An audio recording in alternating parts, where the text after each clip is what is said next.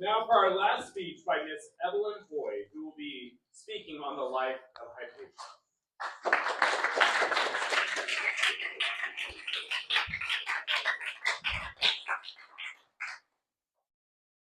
We have all heard of Christian martyrs. Brave Perpetua, noble Ignatius, invincible Polycarp.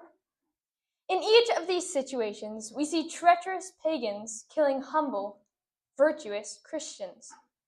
Today, I would like to tell you a story that remains an outlier amidst these.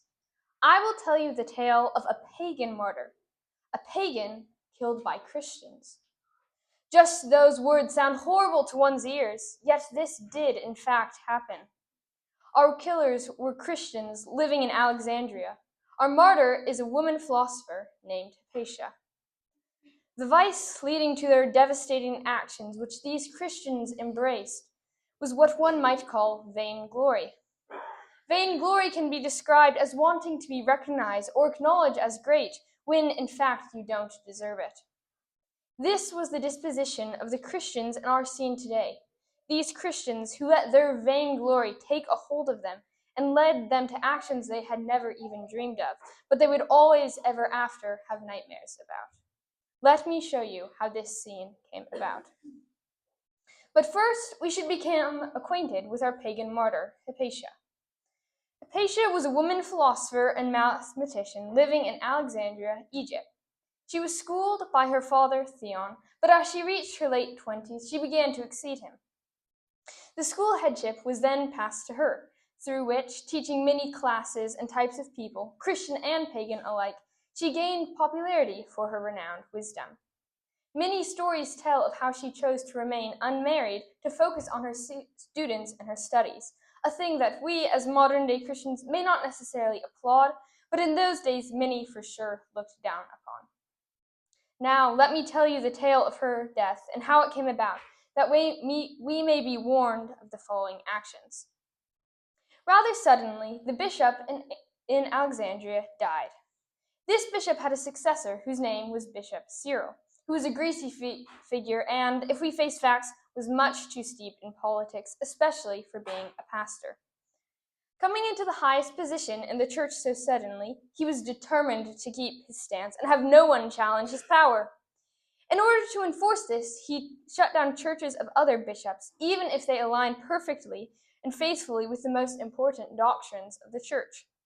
You must understand that though Bishop Cyril and his followers called themselves Christians, they were practically modern-day Pharisees. For they claimed the title of Christian, but they really showed by their actions that what they wanted was power, not Christ.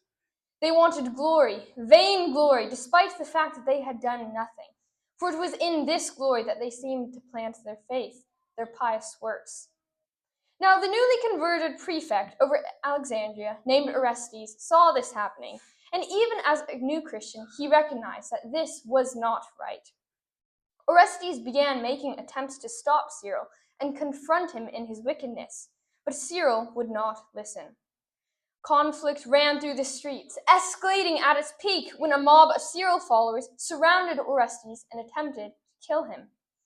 Orestes was hurt, scared, but also disappointed at what the church of his region was doing to Christianity. Here Hypatia enters the story. For despite being a pagan, she was the wisest person of the city when Orestes desperately needed help. Rather, Hypatia was a good middle ground person for Orestes to consult, for she wasn't a Christian, so wouldn't be persuaded by religious terms.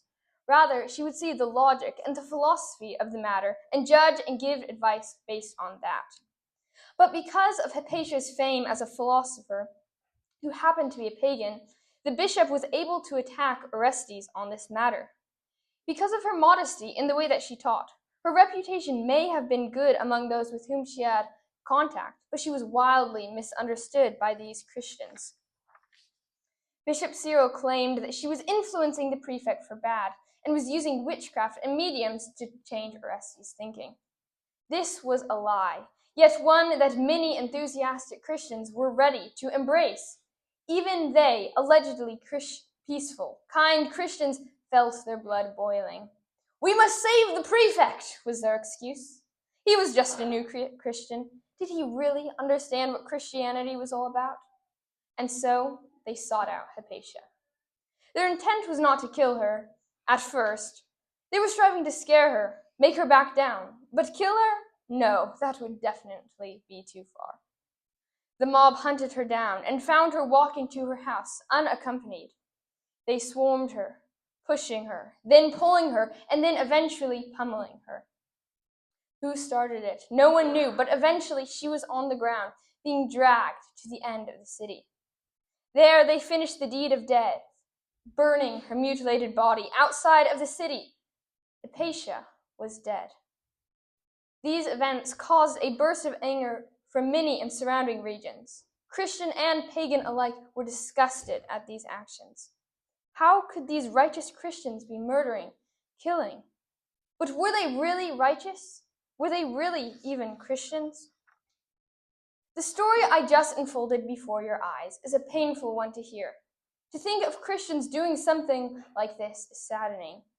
All it took was a man like Cyril to have power and then abuse it, wanting glory to escalate matters. Because of his actions, his followers decided to go in his footsteps in committing even this act of death. This story must be a warning to us all. As Christians, it may be easy to brush aside this story as, sure, maybe interesting, but not really applicable to me. I would never do that.